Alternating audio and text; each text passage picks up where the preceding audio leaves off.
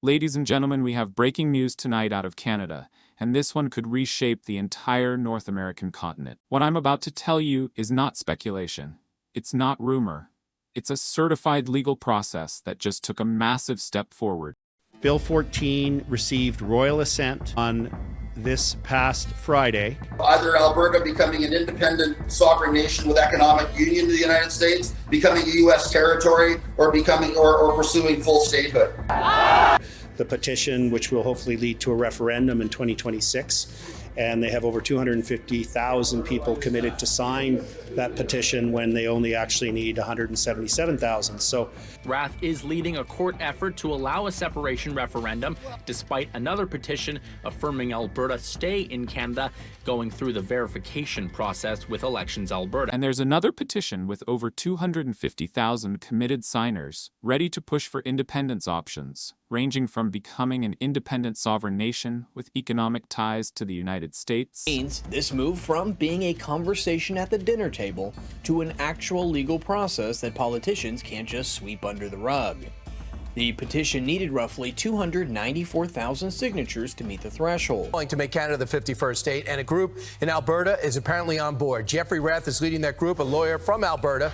He has that delegation behind him.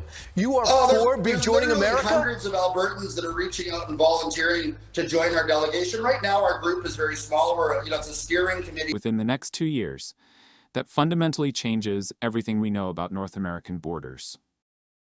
Now here's what's making headlines in Washington tonight, and this is the part that has federal officials in Ottawa losing sleep.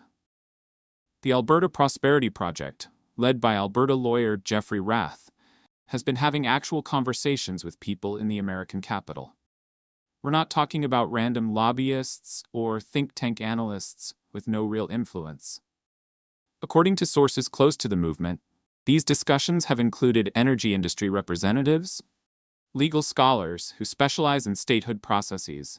People in Alberta are fed up with being governed by idiotic politicians from Quebec and Ontario that do not understand our province and do not understand that culturally we're far more closely affiliated with our friends to the south in Montana than we are with all of the people in Ottawa wringing their hands over the smell of diesel exhaust when people from Alberta come to protest how badly we're being treated by Ottawa. He's described a growing frustration with federal policies that he says do not understand Alberta's economy or its people. And he's not alone in that assessment. Hundreds of Albertans have reportedly reached out to volunteer with his delegation, and what started as a small steering committee has grown into something much larger. The strategic value of Alberta to the United States cannot be overstated. We're talking about one of the largest oil reserves in the world. We're talking about natural gas, rare earth minerals, uranium, massive agricultural capacity, and freshwater resources that are becoming increasingly valuable on the global stage. Bill 14 received royal assent on this past Friday. Either Alberta becoming an independent sovereign nation with economic union to the United States, becoming a U.S. territory, or pursuing full statehood. All right, folks. And there's another angle that defense analysts are watching closely.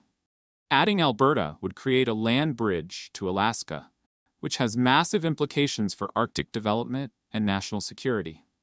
You're also talking about bringing in a highly educated, English-speaking population that shares cultural values and democratic traditions with the United States. From a geopolitical standpoint, this is an opportunity that some in Washington believe could be historic. Bill 14 received royal assent on this past Friday. Either Alberta becoming an independent sovereign nation with economic union to the United States, becoming a U.S. territory, or pursuing full statehood. All right, folks, we need to talk about something. According to projections based on last year's budget, Alberta could have a fiscal capacity surplus of anywhere from $29 to $48 billion per year as part of the United States. Those are staggering numbers that have caught the attention of economists on both sides of the border. If you're finding this coverage valuable, take a moment right now to hit that subscribe button and like this video. We're committed to bringing you the latest developments on this story as it unfolds. Party is an independence party. Their party wants a free and independent Alberta, and they'd better start leading like we're going to become a free and independent country, because that's what their members demand. Most of the Expo Center arena stood up in cheers and support. This caused the Premier to address the hot crowd with a different response. Prime Minister Mark Carney has been doing interviews warning about economic relationships being destroyed, and federal politicians are scrambling to respond to what many see as a direct challenge to Canadian unity. But here's what Ottawa seems to be missing. Albertans have stopped caring about the warnings. They've watched their energy industries get decimated by federal regulations. They've watched billions of their tax dollars get redistributed through equalization payments to other provinces. They've watched federal politicians campaign on promises only to reverse course once elected. The frustration has been building for decades. Critics of the current system argue that the rest of Canada has been living off Alberta's productivity, while simultaneously implementing policies that make it harder for Alberta to generate that wealth. The moment Alberta leaves, that entire financial model collapses, and provinces across Canada would have to figure out how to fund their services without Alberta's money propping up the system. Premier Danielle Smith finds herself in a complicated position. Bill 14 received royal assent on this past Friday. Either Alberta becoming an independent sovereign nation with economic union to the United States, becoming a U.S. territory, or pursuing full statehood. The backlash from her own base would be devastating. Her party's members have made their position clear at recent conventions, standing up in cheers and support when independence was mentioned. The Alberta Prosperity Project has built remarkable organizational infrastructure over the past couple of years. Bill 14 received royal assent on this past Friday. Either Alberta becoming an independent sovereign nation with economic union to the United States, becoming a U.S. territory. They've built a volunteer network that extends across the entire province. This is not a ragtag group of frustrated citizens anymore. This is a sophisticated political organization with clear objectives, realistic timelines, and the resources to make this happen if the votes go their way. The timing couldn't be more significant. Mark Carney's government is doubling down on the exact same policies that drove Alberta to this point. He's talking about accelerating the transition away from fossil fuels and maintaining equalization payments. To Albertans who depend on the energy sector for their livelihoods, that sounds like a direct attack on their economic future.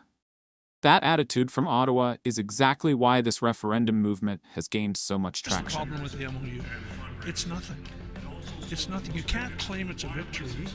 It's not going to do anything for Albertans. And a quality of life that seems to be declining year after year. One resident we heard from put it bluntly, saying they've lived in Canada and Alberta their whole life and haven't seen any improvement. Many are openly wondering whether joining the United States might offer a better path forward. The cultural alignment with American values, combined with the economic opportunities that would come with unfettered access to U.S. markets, the federal government is obligated to negotiate in good faith with that province. Any deal worked out would require major constitutional amendments. It's a complicated legal process, but it's a process that exists, and the Alberta Prosperity Project is preparing for every scenario. As of tonight, the movement is moving forward with fresh applications and refined referendum questions designed to comply with the Federal Clarity Act. The legal precision being applied to this effort suggests that the organizers are serious about surviving any court challenges that might come their way. What happens next will depend on the political will of Albertans and the response from both Ottawa and Washington. But one thing is absolutely clear tonight. This is no longer a conversation happening around dinner tables. This is no longer something politicians can dismiss as fringe thinking. This is a certified legal process that politicians cannot simply sweep under the rug. The signatures have been verified, the petition has been submitted to the Legislative Assembly. The legal machinery is now in motion. Bill 14 received royal assent on this past Friday. Either Alberta becoming an independent sovereign nation with economic union to the United States, becoming a U.S. territory, or becoming or pursuing full statehood. All right, folks, we need to talk about something absolutely massive that just happened. The federal government in Ottawa is losing its mind over this. I can't afford a house, right? Like, a really good place. everything, cost of food has gone up exponentially. It is brutal. I wish Alberta could stay part of Canada, but unfortunately it's been this way for so long. Nothing's going to change. And especially with Carnian, it's going to get a... And the clock is now ticking toward what could be one of the most consequential votes in North American history. Whether Alberta stays in Canada, becomes an independent nation, or joins the United States as the 51st state, the decision will soon be in the hands of Albertan voters. We'll continue to follow this story as it develops and bring you updates as new information becomes available. The next few months will be critical as the Legislative Committee examines the proposal and makes its recommendation. Stay with us.